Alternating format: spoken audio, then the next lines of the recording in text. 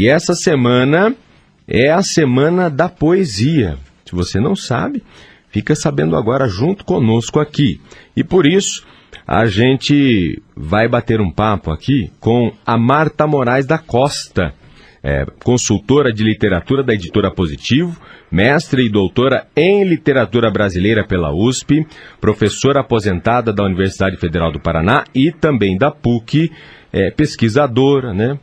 Membro da Academia Paranaense de Letras, autora de Mapa do Mundo e vários outros trabalhos também.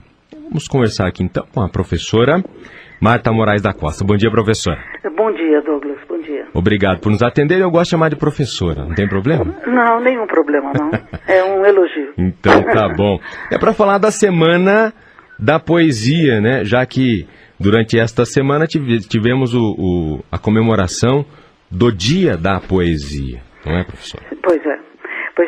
Olha, eu gostaria, assim, de início, dizer que a poesia não é o oposto das manifestações de ontem. Não é.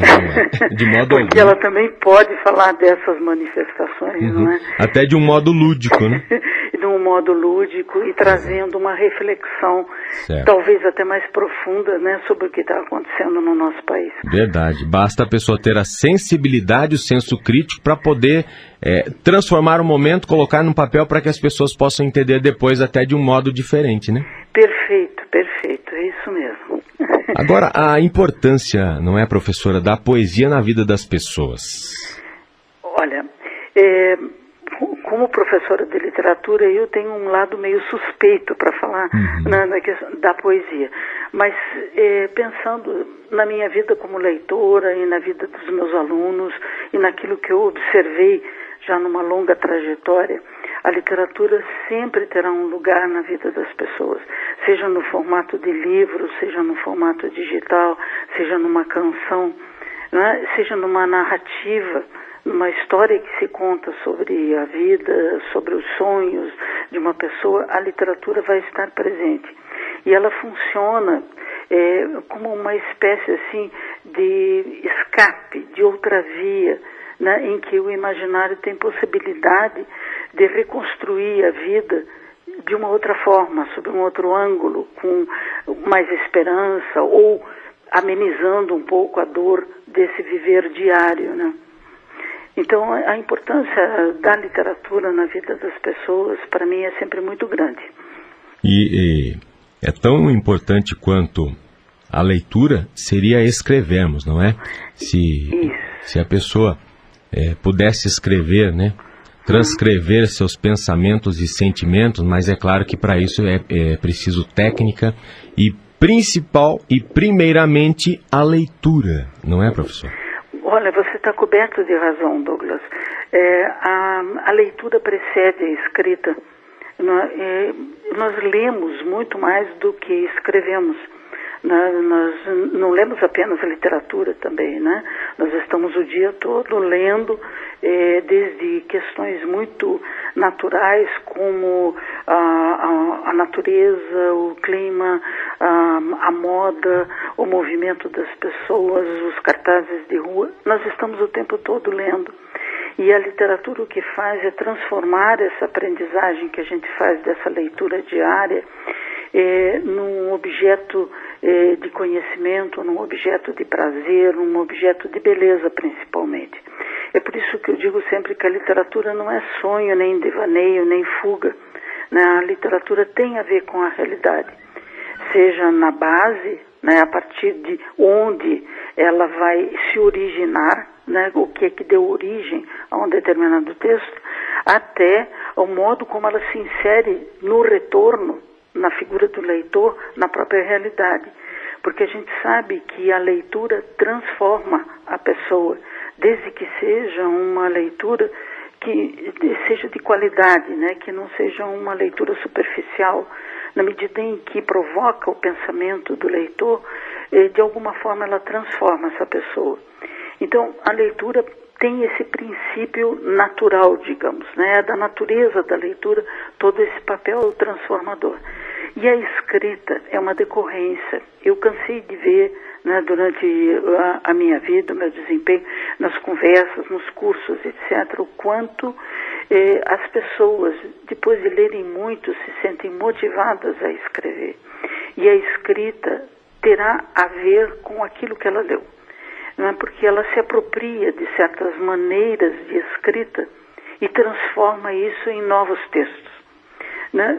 A escrita tem uma função, digamos, num primeiro momento, expressiva, né? De pôr para fora sentimentos, dramas, dores, alegrias, etc.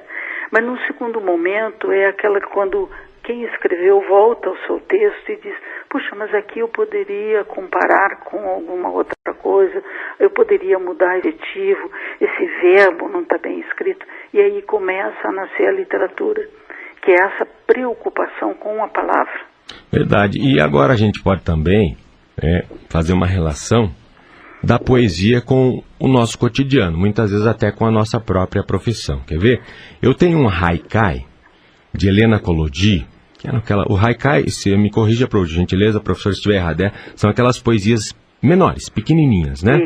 Isso. São os haikais. Geralmente 3 versos. Isso. 3 linhas. Da famosa e eterna Helena Collodi, né? Que também foi membro da Academia Paranaense de Letras, né? Eu tive a honra de conhecê-la, graças a Deus, uma excelente pessoa, verdade. E tem um haikai que eu guardo comigo, até pela minha profissão, que é esse aqui, ó. Palavras são pássaros, voaram, não nos pertencem mais. Isso aqui está na minha cabeça, não estou lendo não.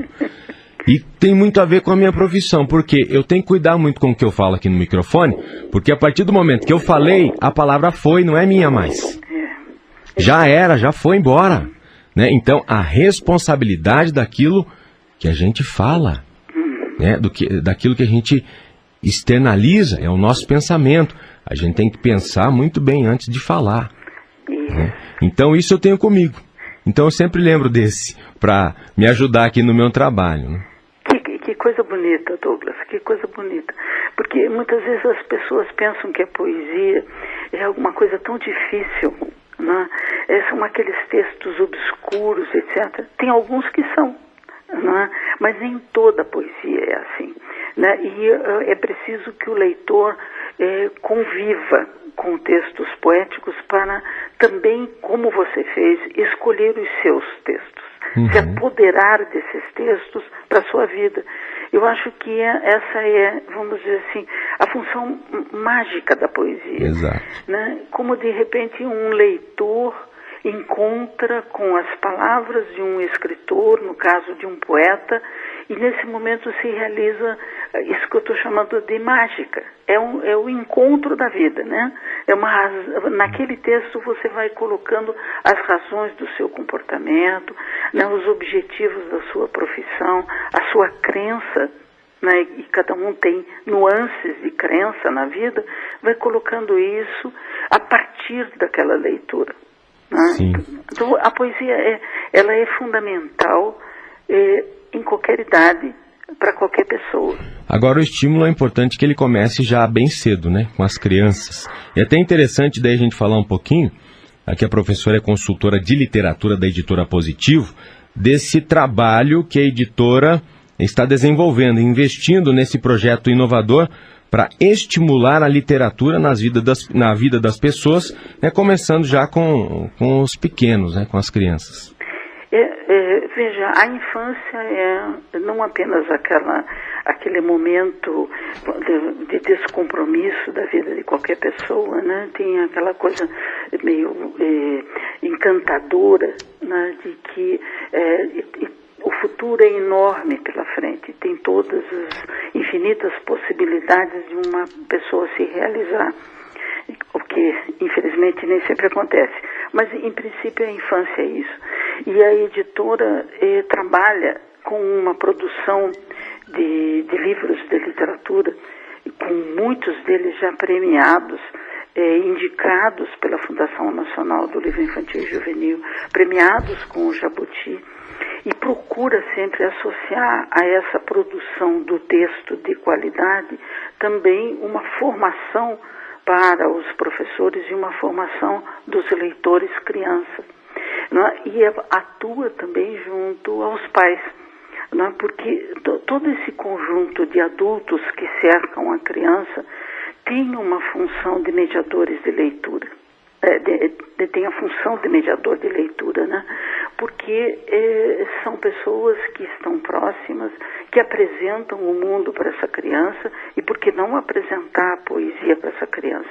Porque a poesia para a criança, ela tem uma série de valores, a começar pelo próprio encanto com a música das palavras, né? Com o ritmo, com as rimas, né? Com realmente o desfile de palavras que para a criança às vezes não tem significado. As palavras encantam pelo som, ou então pela evocação de uma situação. O poema tem uma personagem criança, ou uma situação de brincadeira, né? Uma relação entre pai, mãe e criança. E a poesia infantil vai preparando o caminho desse adulto para mais tarde se encantar com a poesia.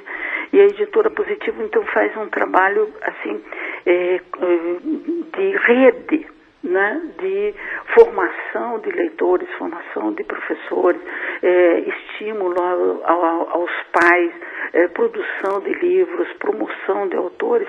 Isso funciona bastante bem, né, e deveria ser um trabalho para todas as editoras, né, não apenas para Positivo, embora ela o faça e faça bem.